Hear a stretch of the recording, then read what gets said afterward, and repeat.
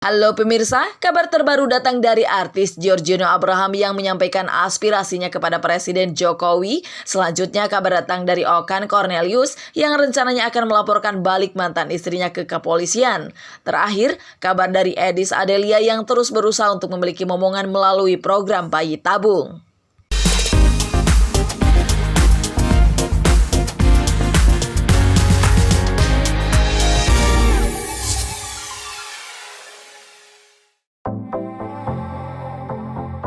Film Indonesia bukan saja hiburan, tapi juga penyandang budaya. Ya, itulah penggalan kata yang disampaikan artis muda Giorgino Abraham dalam unggahan akun sosial medianya pada beberapa hari yang lalu. Sebagai salah satu insan perfilman tanah air, rupanya Giorgino tergerak untuk menyampaikan aspirasinya terhadap pemerintah guna mendukung industri film tanah air yang saat ini tengah terpukul akibat pandemi COVID-19. Melalui gerakan hashtag Film Indonesia Film Kita yang juga disuarakan oleh banyak insan perfilman tanah air, salah satunya Giorgino. Semoga pemerintah dapat memberikan atensi khusus kepada industri tersebut.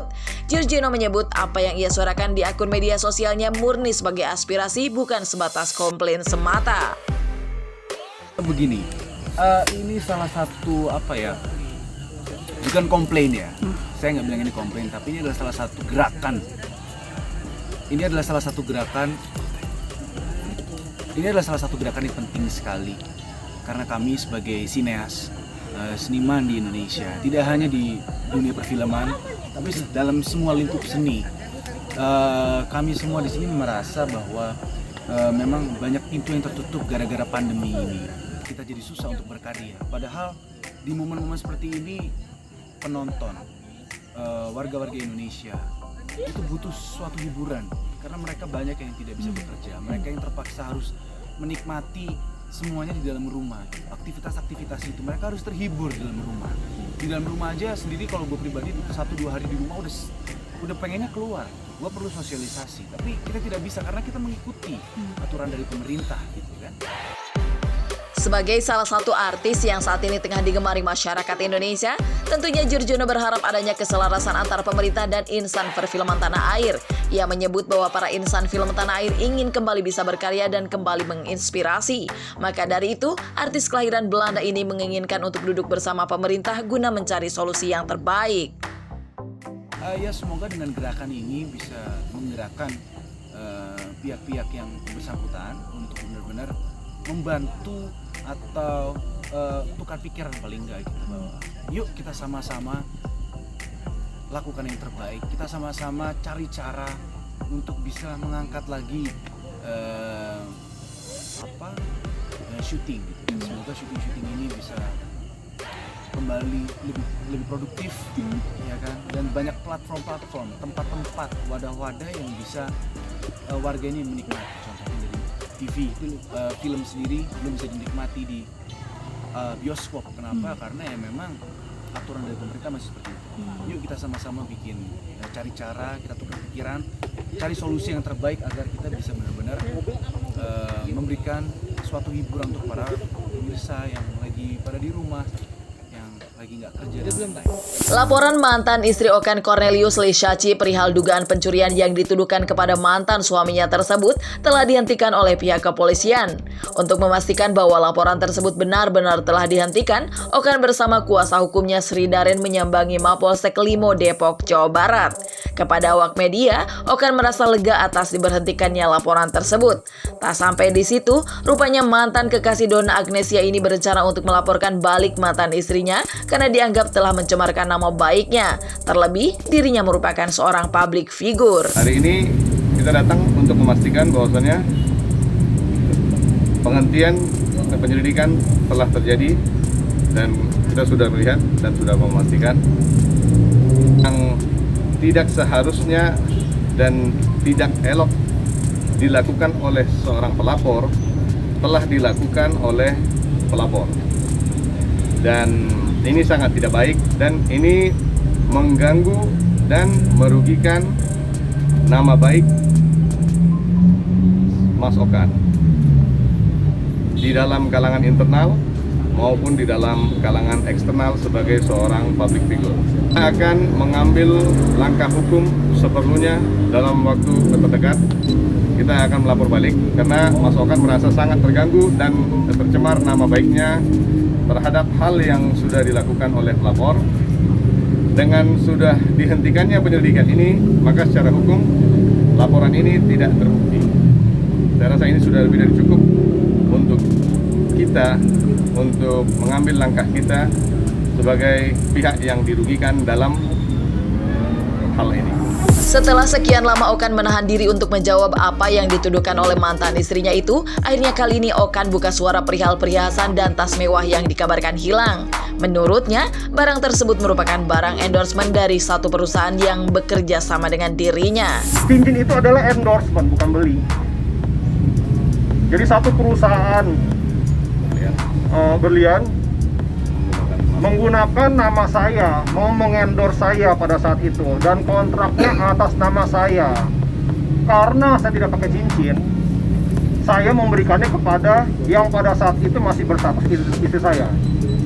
Jadi saya kasih.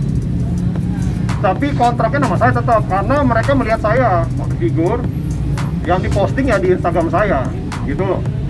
Tapi di luaran dan di BAP pun dia bilang dia beli cincinnya, padahal itu blue safir, bukan berlian, bukan emas, gitu loh. Dan harganya tidak sampai ratusan juta. Dan tas-tasnya pun yang hilang satu tas yang dilaporkan, dia bilang ratusan juta. Dan ternyata setelah penyelidikan yang cukup lengkap dari pihak kepolisian, nominalnya di bawah 30 juta.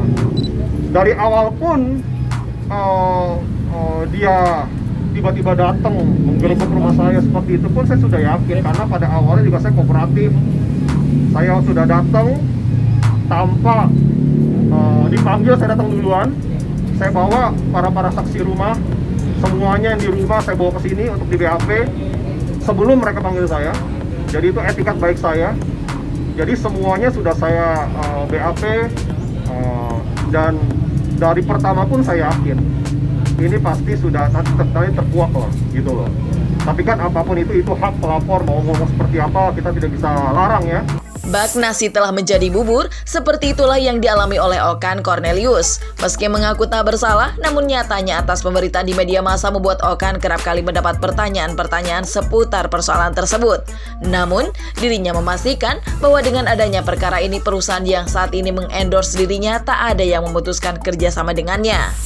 Iya, kemana-mana, saya juga kerjaan saya kunjungan agen-agen saya, setiap ketemu orang pasti nanya hal yang sama. Lu ngambil barang orang ya, pasti begitu ngomongannya. Meskipun tuduhannya terjadi di rumah saya, otomatis kan ya saya dong yang nggak mungkin si tetangga yang ngambil, nggak mungkin, gitu loh. Jadi setiap ketemu pasti nanya hal yang sama, dan saya mesti menjelaskan lagi, ulang lagi gitu. Oh nggak ada sih, tetap teman-teman brand-brand juga tetap percaya sama saya, karena mereka tahu saya seperti apa, hobi saya seperti apa, bagaimana saya melakukan profesionalisme pekerjaan juga seperti apa, mereka tahu banget. Makanya tidak terdampak secara benar, tapi pasti sebelum mereka mau ngedit, mereka bertanya lebih detail lagi karena masalah ini. Sementara itu, Kanit Reskrim Polsek Limo Ibtu Suripto mengatakan bahwa diberhentikannya laporan dari mantan istri Okan Cornelius itu lantaran tak ditemukannya unsur tindak pidana. Terkait masalah pencurian dan pencurian yang dilakukan di Polsek Limo itu, bersama pelapor saudara Diana, untuk saat ini proses penyelidikannya kami hentikan sesuai dengan hasil gelar pada tanggal 17 Pak,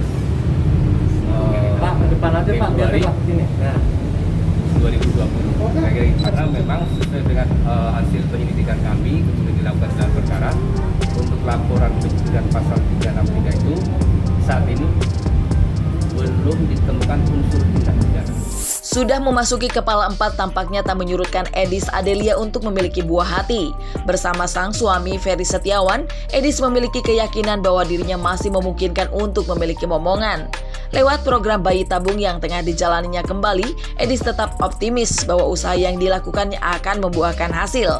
Meski sebelumnya dirinya sempat beberapa kali mengalami kegagalan dalam program bayi tabung tersebut. Ikhtiar untuk melanjutkan program bayi tabung. Jadi setelah kemarin Desember keguguran, aku Januari istirahat, rahimnya diistirahatkan. Makanya kemarin bisa liburan ke Turki.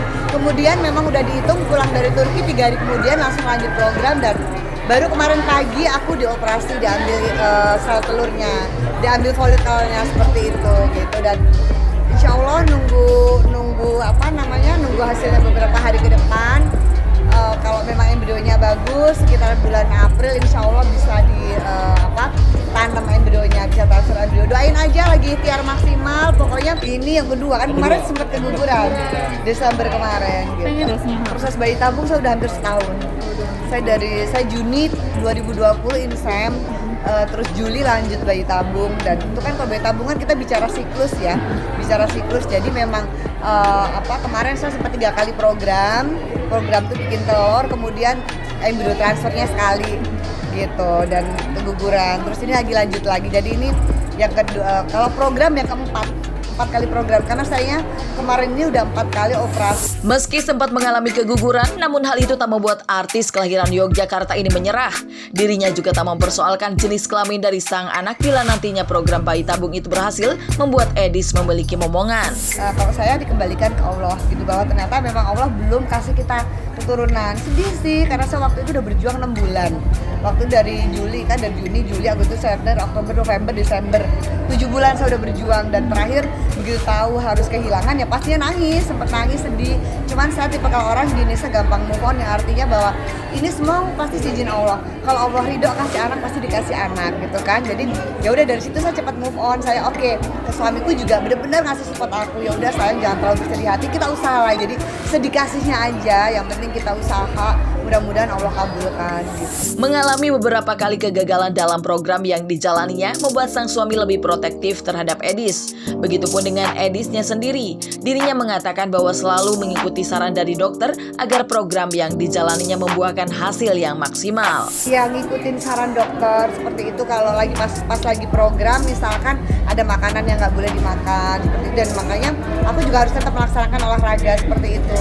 Kecuali nanti kalau sudah ditanam embrio pasti stop dulu, nggak boleh olahraga gitu kan. Makanya ya sekarang makan makanan yang sehat, terus kemudian ngikutin apa saran dokter. Seminggu 3 kali aku puntur untuk kesuburan juga seperti itu. Pokoknya saran dari dokter aku lakukan seperti itu. Ya agak lebih bawal pastinya ya gitu kan, lebih bawal, maksudnya pasti jangan capek-capek kayak gitu. Tapi aku sama suami ini kan hobi olahraga, kita tuh jalan pagi gitu kan.